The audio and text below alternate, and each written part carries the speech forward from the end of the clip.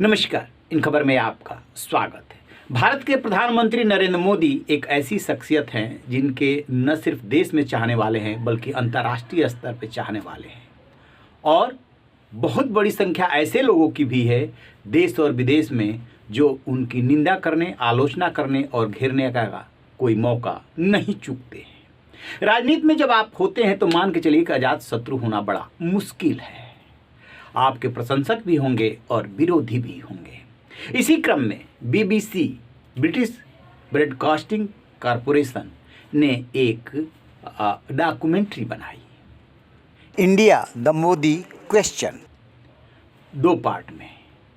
जैसे ही उसका पहला पार्ट रिलीज हुआ, हंगामा हो गया, विरोध होने लगा। सोशल मीडिया पे विरोध की बाढ़ आ गई। भारतीय विदेश मंत्रालय के प्रवक्ता अरिंदम बागची सामने आए और उन्होंने कहा कि ये प्रोपेगेंडा का हिस्सा लगता है। जो एजेंसियां और जो लोग बहुत पहले से एक नैरेटिव बनाते रहे हैं, उसी नैरेटिव का ये हिस्सा लगता है। ये कतई स्वीकार नहीं है। इंग्लैंड में भी विरोध हुआ और देशों में भी विरोध हुआ और इसका नतीजा ये हुआ कि BBC को कई प्लेटफॉर्म, YouTube समेत उस डॉक्यूमेंट्री के पहले हिस्से को हटाना पड़ा है। आखिरकार क्या है उस डॉक्यूमेंट्री में?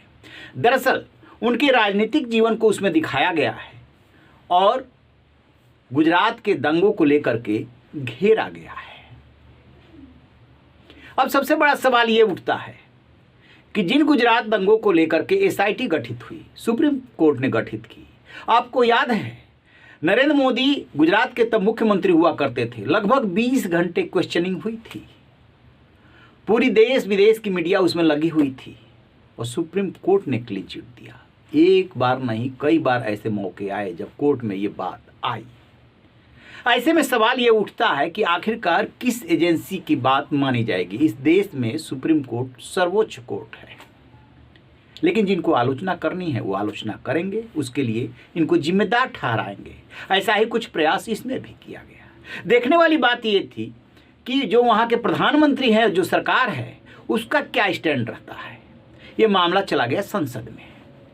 पाकिस्तानी मूल के सांसद हैं इमरान हुसैन, उन्होंने हाउस ऑफ कॉमन में इस सवाल उठाया।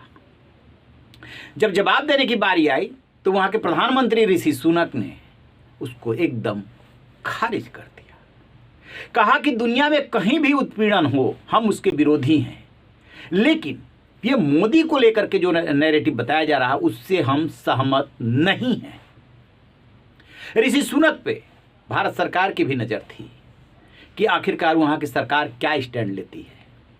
फिर रामी रेंजर हैं हाउस ऑफ कॉमन्स के सदस्य, उन्होंने जो है ट्वीट किया कि किस तरीके से BBC करोड़ों भारतीयों की भावनाओं को आहत कर रहा है और मतभेद पैदा करने की कोशिश की जा रही। उन्होंने उसकी काफ़ी निंदा की। तो अब जो है यहाँ तक मामला पहुँचा है, ऋषि सुनक ने जवाब दे दिया है और उसको डॉक्यूमेंट्री के पहले पार्ट को BBC ने हटा भी लिया है। लेकिन एक सवाल तो बनता है कि आखिरकार क्यों ये बार बार कोशिश होती है? क्या इसके पीछे राष्ट्रीय और अंतर्राष्ट्रीय शक्तियाँ लगी हुई है?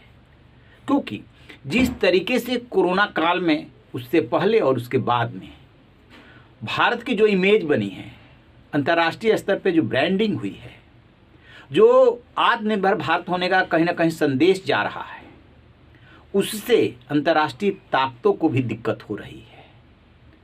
तो स्वाभाविक रूप से जो भी विरोधी होंगे मिल करके यदि कुछ ऐसा करते हैं तो इसमें आश्चर्य नहीं होना चाहिए। ये होता है, राजनीति में ये होता है, लेकिन कहीं तो इसका अंत होना चाहिए। भारत सरकार ने जिस तरीके से इस डॉक्यूमेंट्री पे स्टैंड लिया और जिस तरीके से उसको हटाया गया है, उससे ये तो कहीं ना कहीं साफ हो ही रहा है कि वो पक्षपातपूर्ण है। अब देखते हैं कि आगे विवाद कहाँ जा कर के थमता है। रहिए ना बेखबर, देखते रहिए इन खबर। Thank you.